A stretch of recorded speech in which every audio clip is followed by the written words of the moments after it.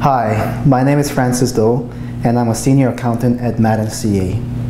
A common issue I face with US residents, citizens, and green card holders living in Canada is that they have TFSA and/or RESP accounts.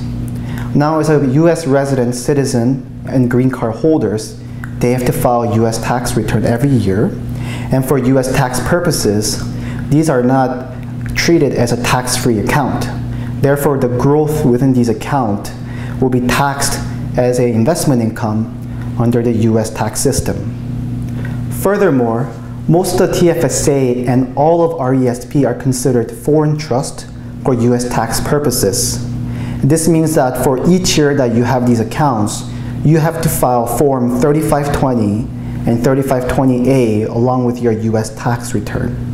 And the cost of filing this form can range from anywhere from $200 to $5,000. So the answer is, it is not worthwhile for US resident, green card holders, and citizens to have any TFSA or RESP accounts.